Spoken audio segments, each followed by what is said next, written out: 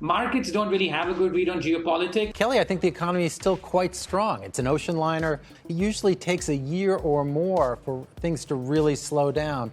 Do you know the reason behind businesses blowing their cash reserves? It's quite surprising to see how companies are rapidly depleting their cash reserves. Let's take a closer look at some notable examples. Meta's reserves have taken a substantial hit, declining from $64 billion to $37 billion, which translates to a significant 42% decrease. Similarly, Google has experienced a decrease from $142 billion to $115 billion, representing a 19% decline. Microsoft's reserves have also dwindled from $136 billion to $104 billion, showing a decline of 23%. And Apple's reserves have taken a considerable blow, plummeting from $107 billion to $51 billion, resulting in a staggering 52% decrease. These declines in cash reserves aren't mere random fluctuations. They mark a departure from a long-standing trend. For the past decade, these companies have been actively increasing their cash reserves until the past 12 to 24 months,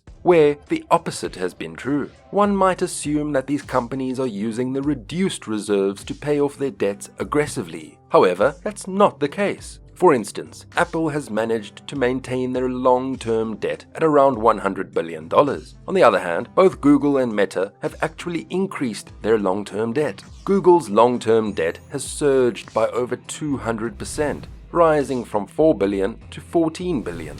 As for Meta, they find themselves holding debt for the first time in their company's history. This situation seems counterintuitive. These companies were amassing cash reserves in the tens or even hundreds of billions of dollars when interest rates were low. One would expect that with higher interest rates, they would double down on their reserves and swiftly pay off their debts. However, they've been doing the exact opposite. So the question arises, why are these companies blowing through their cash reserves, and where is all the money going instead? Let's delve into some of the risks associated with hoarding cash. Firstly, we have the impact of high inflation. When inflation rates rise, cash that's sitting idle loses its value rapidly, making it sensible to reduce cash reserves. However, upon closer examination of these companies' balance sheets, you'll notice that many of them began slashing their cash reserves well before inflation became a significant concern. Surprisingly, inflation didn't even exceed 3% until the second quarter of 2021.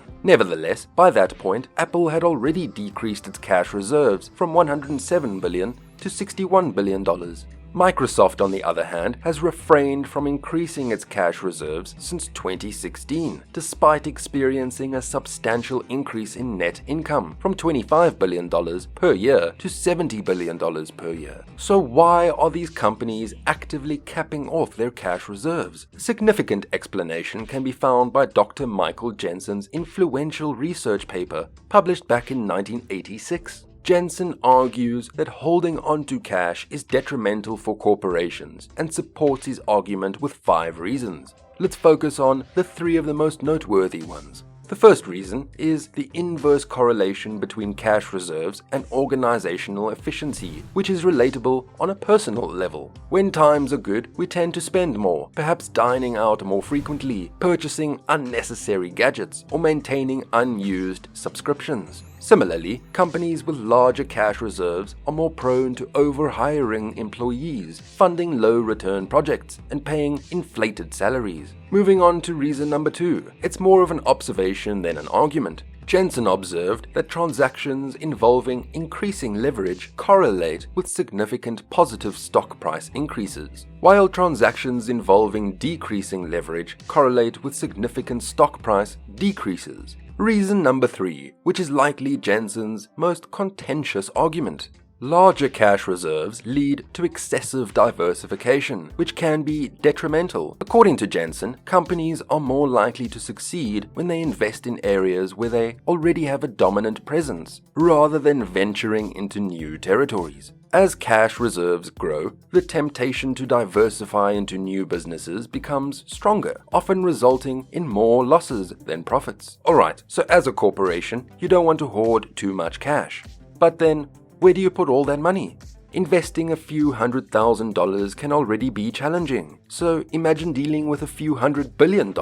Well, typically, the answer can be broken down into three main categories, starting with short-term securities. Short-term securities primarily consist of government bills that mature within the next 12 months. Currently, one-year government bills yield around 4.7%, making them a pretty solid choice for corporations. Remember, when we talked about Apple's $50 billion in cash reserves, well, only $20 billion of it is actually in liquid cash, while the remaining $30 billion is in marketable securities or government bills. So that's where companies store the money they need within the next 12 months or so. As for longer-term reserves, companies primarily turn to government bonds once again, but this time with a much longer maturity period, such as 10 or 15 years. 10-year government bonds or notes currently yield around 3.3%, which is lower than the returns on one-year bills. However, the advantage is that you can lock in this rate for a full 10 years. This is typically where companies allocate a significant portion of their cash. But what if a company still has excess cash? Well, that's when the infamous stock buybacks come into play. Stock buybacks allow companies to artificially increase the value of their stock by reducing the available supply through purchasing their own stock. At the same time, they create a demand for their stock since they're buying a substantial amount of it. Over the past decade, Apple has spent a whopping $573 billion on stock buybacks. To put that into perspective, that's enough money to buy out the 9th largest company in the world, all in cash. Apple is not alone in this trend. Google has spent $150 billion in the past 5 years. Facebook has spent $100 billion in the past 5 years. Microsoft has spent $170 billion in the past 10 years. And corporations as a whole have spent a staggering $5.3 trillion on stock buybacks in the past 10 years. Essentially, they're trading their cash and/or stock for attention because that's the more valuable currency in today's world.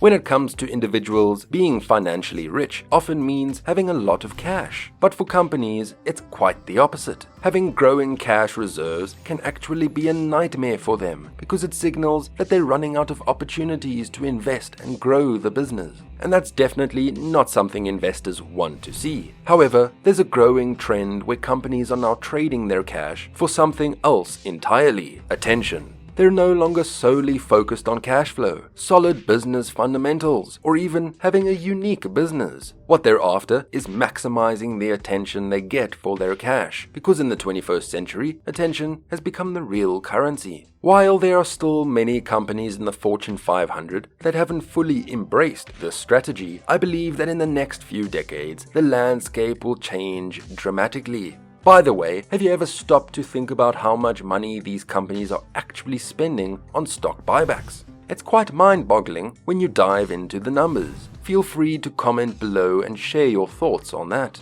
If you enjoyed this kind of economic analysis, drop a like and let us know, and we'll make sure to bring you more insightful content in the future. Subscribe to the channel if you haven't already. Until next time.